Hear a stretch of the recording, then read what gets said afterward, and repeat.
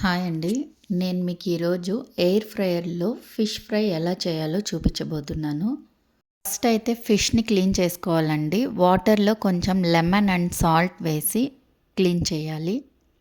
Clean చేసి పెట్టుకున్న ఫిషెస్‌లోకి fish fry masala వేసి బాగా కలపాలి. ఆ ముక్కలకి ఆ పేస్ట్ అంతా పట్టేలా కలుపుకోవాలి. సాల్ట్ అస్సలు యాడ్ చేయకూడదండి. అండ్ చిల్లీ పౌడర్ కూడా యాడ్ చేయకూడదు. ఎందుకంటే యూస్ చేస్తున్న ఫిష్ ఫ్రై మసాలాలోనే ఇవన్నీ యాడ్ చేసి ఉంటుంది. సో మనం ఏమీ యాడ్ చేయాల్సిన అవసరం లేదు. 2 spoon ginger garlic paste add చేయాలి. బాగా పేస్ట్లా చేసుకొని ఆ ముక్కలకి బాగా పట్టేలా కలుపుకోవాలి.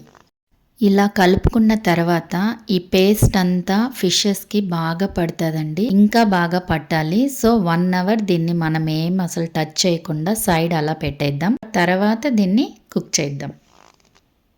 ఓకే, 1 అవర్ అయిపోయింది. ఇప్పుడు మనం మ్యారినేట్ చేసి పెట్టుకున్న ఫిష్ ముక్కలని ఇలా ఒక్కొక్కటిగా ఇందులో పెట్టుకోవాలి. ఇలా అన్నీ నీట్గా పెట్టేసిన తర్వాత ఈ బౌల్ని తీసుకువెళ్ళి ఎయిర్ ఫ్రైయర్లో పెట్టాలి. సో ఇక్కడ ఈ ఎయిర్ ఫ్రైయర్లో ఇప్పుడు మీరు చూసేది ఇదే అండి ఇంపార్టెంట్. ఇక్కడ ఎన్ని డిగ్రీస్లో ఏ ఫుడ్ని ఎన్ని డిగ్రీస్లో పెట్టాలి, ఎంత టైంలో పెట్టాలి అనేదే ఇంపార్టెంట్. ఇక్కడ వీళ్ళు ఇచ్చిన ప్రకారం అయితే ఫిష్కి 200 డిగ్రీ సెల్సియస్ అండ్ టైం అయితే 20 నుండి 22 మినిట్స్ ఇచ్చారండి. బట్ ఫిష్కి అది చాలా ఎక్కువ టైము. సో నేను ఫస్ట్ కొంచెం తగ్గించి పెడదాం అనుకుంటున్నాను. నేను ఇప్పుడు 200 degree Celsius and 18 minutes set చేశానండి. చూద్దాం ఫిష్ అయితే ఎలా కుక్ అవుతుందో. 18 మినిట్స్ అయిపోయిందండి.